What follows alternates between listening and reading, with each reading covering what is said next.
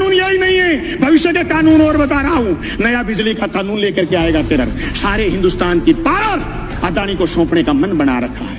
अंबानी को, अदानी को देश लुटाना चाहते हैं, देश की संपदा को लुटाना चाहते हैं, या झूठ बोल रहे हैं। एयरपोर्ट उनको दे दिए, रेल उनको दे दी, तेल उनको दे दिया, या झूठ बोल रही है। चलो जंगल जमीन देना चाहते हैं। वो एयरपोर्ट खरीद रहे थे, वो रेल खरीद रहे थे, वो जमीन पर कब्जा करने के लिए ये कानून केंद्र की सरकार से बनवाने में कामयाब हुए। झूठ बोल रहे हैं आप कि किसान आगे बढ़ रहा, किसान की आत्महत्या का आंकड़ा बताना बंद किया, केंद्र की सरकार ने बंद किया। इसलिए तीनों अध्यादेश साथ लेके आए।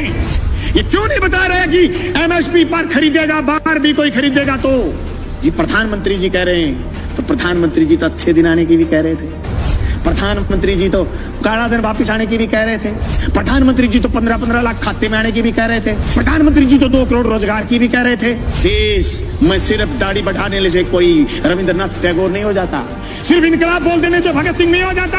आप कह रहे हैं आंदोलन नहीं है, गलत कह रहे हो आप। मैं दावे के साथ कहता हूं, केंद्र की उस मंशा को हम कामयाब नहीं होने देंगे। हम जेलों की तकियों की रोटी खा खा करके विधानसभा पहुंचे। मजाक नहीं है जो आपके कानून लागू कर दोगे। आप कह रहे हो आंदोलन नहीं है। आंदोलन, आंदोलन की बात कर रहे हो, रड़क पार देंगे रड़क, पर तुम्हारे काले कानून किसी भी रूप में लागू नहीं होने देंगे। जमीन उसकी होगी तो जमीन जोतेगा, जमीन अदानी और अंबानी की नहीं होगी। सड़क पर करेंगे, लड़ेंगे, सीने में गोली खाएंगे, पर जमीन नहीं जाने देंगे। ये मजाक नहीं कि आप ये कह दो किसी आदमी से कि तेरी जमीन मैं ठेके पर ले लूंगा, जमीन ठेके पर ले ली, और फिर उसको ये कह दो जैसे पेप्सिको ने पंजाब में कहा था कि आलू बोइए 1 साल खूब खरीदे, दूसरी बार फिर किसानों ने आलू बोए, कॉन्ट्रैक्ट कर लिया, आलू ज्यादा पैदा हो गए, पेप्सिको खरीदना नहीं चाहती थी, एक कड़ा ले आए, कड़ा, और इस कड़े के अंदर से जो आलू गुजरेगा हम तो सिर्फ वही खरीदेंगे। आलू सड़क पर गया, टमाटर सड़क पर गया है। आवश्यक सेवा वस्तु अधिनियम खत्म करने का परिणाम यह आएगा कि 200 रुपए किलो आलू चला जाएगा, प्याज चला जाएगा, टमाटर चला जाएगा, महंगाई आसमान छू जाएगी, इनके हाथ कट जाएंगे। जो कानून आपने मंडी तोड़ने का लेकर के आए हो, मंडी टूट जाएगी, खरीदार नहीं बचेगा, दर दर की ठोकर खाएंगे। किसान के पास जब खरीदार नहीं होगा, जिन्स कोई खरीदेगा नहीं, वो खेती से मोह भंग हो जाएगा। जमीन छुटाना चाहते हैं, लक्ष्य जमीन छीनना है। सभापति महोदय, 1967 में हरित क्रांति हुई, देश के किसान ने अन्न पैदा किया, अन्न खरीदने के लिए सरकार आगे आई, उन्नत खाद, बीज, ये सारी मदद सरकार ने करी। सरकार ने बैंकों का राष्ट्रीयकरण किया, किसान को सस्ते में कर्ज दिया, सरकारी कंपनियां स्थापित की गई, रशिया की मदद से देश में उन्नत फार्म स्थापित किए गए।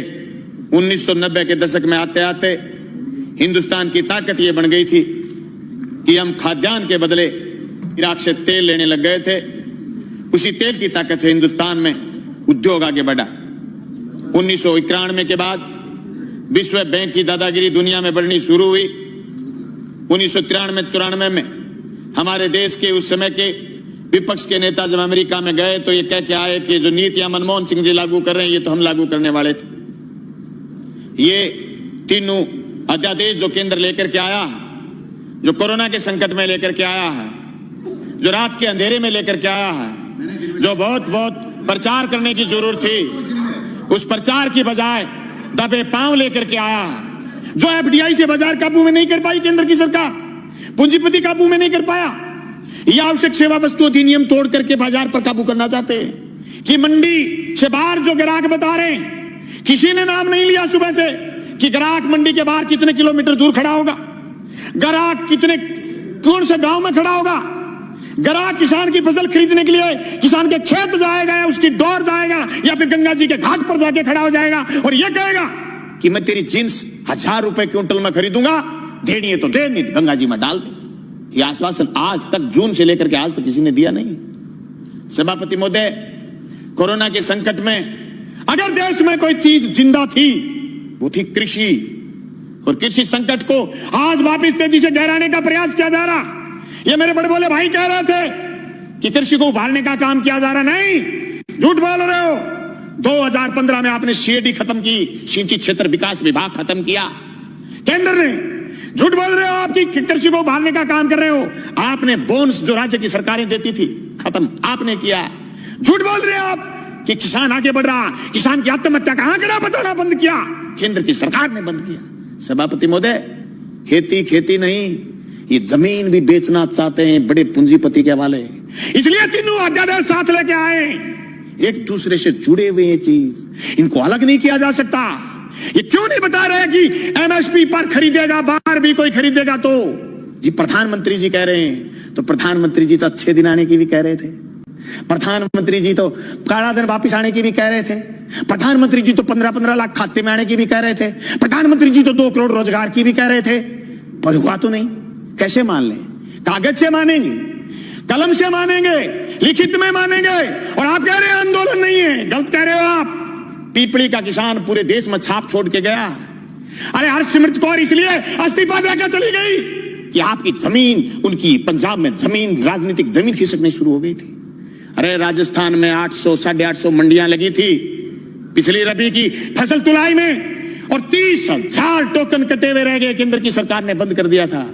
सभापति महोदय, इन कानूनों से न सिर्फ बड़े पूंजीपति बल्कि नए सरमाएदार पैदा हो रहे हैं। वो सरमाएदार जो अभी तक सिर्फ ऊर्जा में थे, सिर्फ पावर में थे, सिर्फ दूसरे संसाधनों में थे, वो एयरपोर्ट खरीद रहे थे, वो रेल खरीद रहे थे, वो जमीन पर कब्जा करने के लिए ये कानून केंद्र की सरकार से बनवाने में कामयाब हुए हैं। सभापति महोदय, देश में सिर्फ दाढ़ी बढ़ाने से कोई रविंद्रनाथ टैगोर नहीं हो जाता, सिर्फ इनकलाब बोल देने से भगत सिंह नहीं हो जाता, सिर्फ सत्य की और अहिंसा की बात करने से गांधी नहीं हो जाता। गांधी और टैगोर और भगत सिंह बनने के लिए तो त्याग और बलिदान की जरूरत है, उसकी कमी है आज। उस कमी को हमें स्वीकार करना पड़ेगा। देश के किसान को आगे ले जाने के लिए जो सिर्फ कानून, 3 संशोधन कानून लेके आए, न सिर्फ हम ये कहना चाहते हैं कि कानून ठीक लेके आए हो, लेकिन इस कानून में भी एक चीज हम और चाहते हैं। आप भी ये लाइन लिखते कि एमएसपी से नीचा मंडी में भी खरीद नहीं करी जाएगी। मैं समझता हूं मेरा ये प्रस्ताव आप स्वीकार करें। मैं दावे के साथ कहता हूं, केंद्र की उस मंशा को हम कामयाब नहीं होने देंगे। हम जेलों की तकियों की रोटी खा खा करके विधानसभा पहुंचे। मजाक नहीं है जो आपके कानून लागू कर दोगे। आप कह रहे हो आंदोलन नहीं है, आंदोलन की बात कर रहे हो, रड़क पार देंगे रड़क, पर तुम्हारे काले कानून किसी भी रूप में लागू नहीं होने देंगे। जमीन उसकी होगी जो जमीन जोतेगा, जमीन उसी की रहेगी जो जमीन जोतेगा। जमीन अदानी और अंबानी की नहीं होगी, मंडी उसी की होगी जो मंडी में काम कर रहा है। मंडी से बाहर दूसरी मंडी का जो सपना आप दिखा रहे हो, ये सबजबाग हम आपका कामयाब नहीं होने देंगे।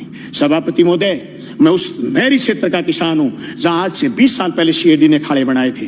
जब मैं मंत्री जी से मिला, सिंचाई मंत्री से कि हमारे खाड़ों की मरम्मत करो, बोले केंद्र ने सीएडी बंद कर दी, हमारे लिए ये मौत का फरमान है।